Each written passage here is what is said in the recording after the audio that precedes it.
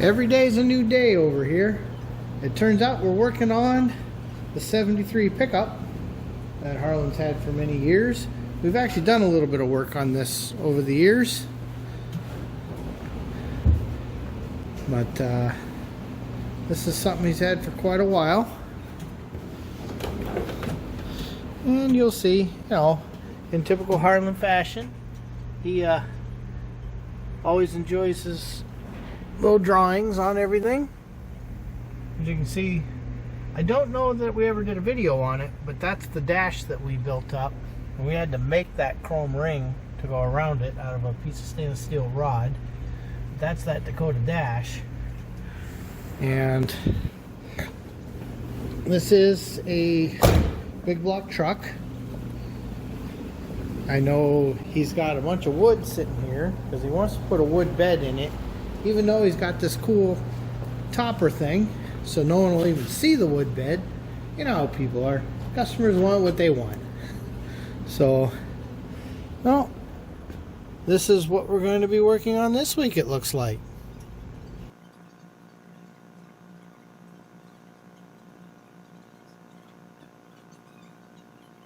Alright, customer complaint right now, it was just brought back up, is under real light load, if you accelerate, it bogs, which means we're probably getting one of two things: too much of a pump shot or not enough of a pump shot. He says it drives pretty good off the line and doesn't seem to be a real big problem under other transitions, so I'm going to assume that whatever cam we have in here is pretty close, but not quite. What I've got to find out right now is what we have, and of course it's in a big truck with big tires, so I got to get the pump cams right here. I'll pop that screw out, we'll slide the cam out, find out what we have.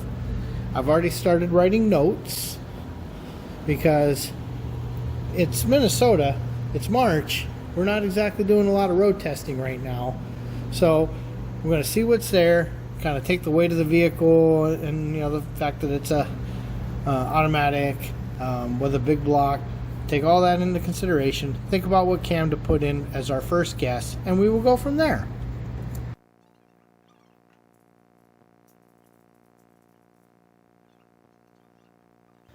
This is the cam that came out, so that's a natural or white. It was on number 2, which really doesn't make sense in this application, but that's fine. You know, we're using carburetors from other jobs, so what we're going to do is go to orange. So because it's going to be difficult to film that, to show you where this resides, I just grabbed another carburetor that was laying around, and you can see right there, that's the cam we're talking about. And then that, as this rotates, pushes up on that lever, which of course in turn pushes down on the accelerator pump linkage to make the pump shot out of the squirter right up here, and that kind of covers the bog until the airspeed picks up correctly. So that's what I'm changing. That is where this little screw came from. Like I said, it was in a number 2 hole, but we're going to go an orange number 1. Not a bad choice for when you don't know what's what.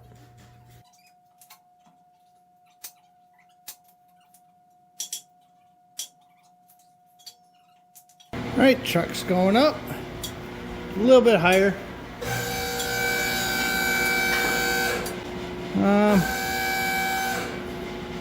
Yeah, we were probably in the ballpark. You want to come down on a lock? Slowly. Now, the one problem with pickup trucks is they're very heavy in the front and they're not very heavy in the back. So you'll get worried about that. So we're going to take and put a stand up front to hold it. I wanted to explain what we're doing real quick.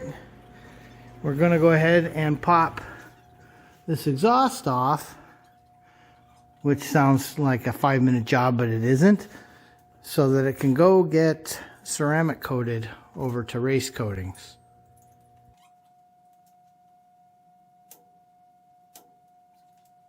Okay, what I was just doing under here is popping those off, because, you know, we're going to want to drop these down pipes. So we pop those 3 off.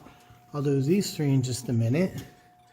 And then We're going to probably uncouple it here and then work out how we're going to drop these. But he is looking for his punches so that we know who goes where. That's important. And then the next thing I'm going to do is, before we drop anything, take a couple of photographs just so we can remember, because, you know, it could be months before we get around to doing this again.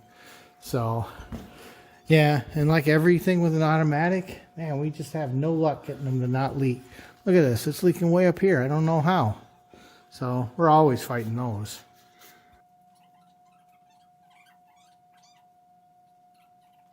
Just like that, it's down on the ground. So,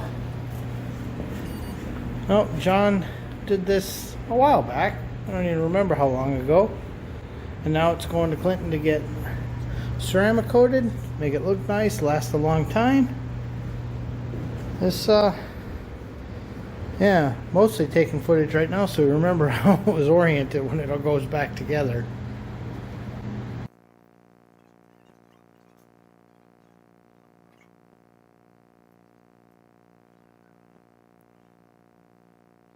Okay, just spent a few minutes taking the little numbering dies here and a hammer and marking.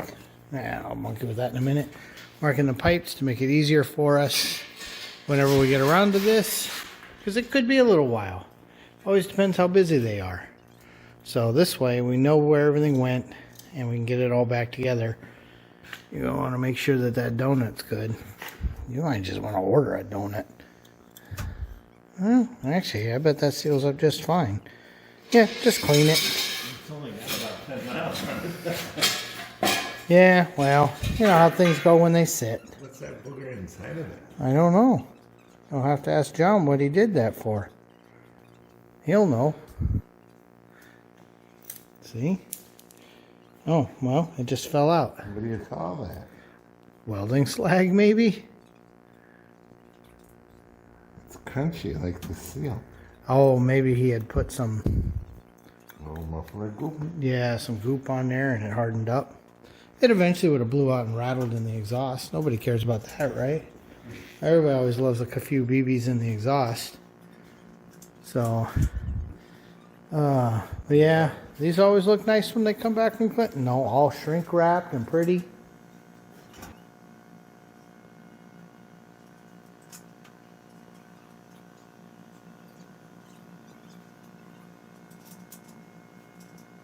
We're getting ready to drop the truck, but I wanted to show you the dual fuel tank system because I don't remember if I filmed this or not. But we bought two tanks for the pickup, and we got all new hoses, we got a new electric valve and a switch. So this is a true dual, true in-tank dual. There are two fuel pumps in here.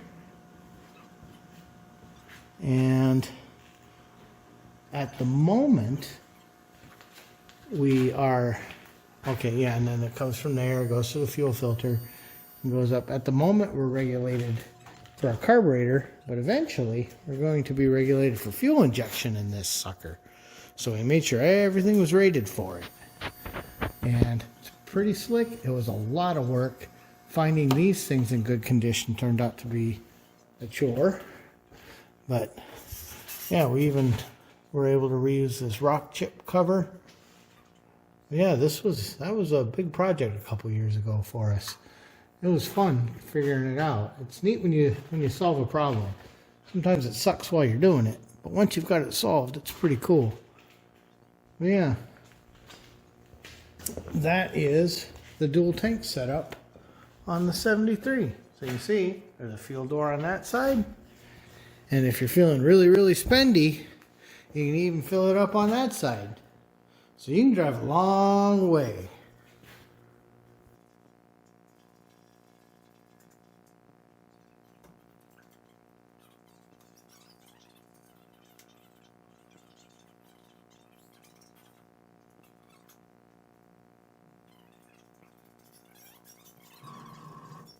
And with that, I think that's about everything we're going to get done on the 73 today. Unfortunately, it's just too cold yet to be playing with the boxes of wood. So I think we're going to leave them in the boxes until we're at least in the mid 50s consistently. I'd prefer 60 degrees before we go playing with the wood. But yeah, it's just it expands and contracts and it splinters so easy, and you know, we want the moisture content to be right. So then you can pop that aluminum panel out and get it in there, and just like we did in the S10, we will try to get the wood to fit properly. We may have to do a little sanding or a little trimming, you know, it's just the way it is. But we sent pretty good measurements, we think. And then, once again, I don't remember if we ever did a video on any of the stuff we've done in here.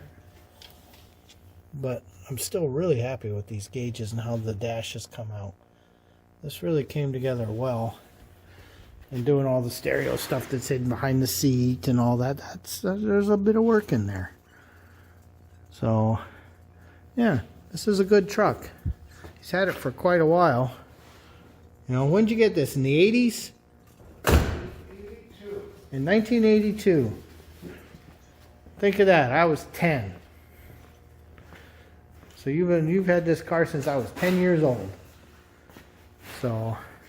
Mom helped me buy it for $600. Jeez, it's a lot of money back then. Actually, in 1982, that was a lot of money. It was rusted all to hell.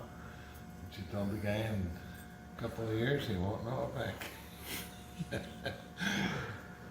Yeah, well, he did a good job. It's in good condition still. These Yokohamas really fitted out nice. I'm really happy with how those look. So. They turned. Yes. He had some giant mutters on there, and they kept grabbing up here when he would turn. So these Yokohamas, it took us a while to get this all set up with tires, but it's about everything you can put in that wheel well and not have any of the problems that you get when you get greedy. So yeah, that worked out pretty nice. So look for more on this truck. I imagine when the exhaust comes back, we will definitely shoot some video of that. And at some point, this truck will be fuel injected. So thanks for watching. This has been another ShopRex approved video.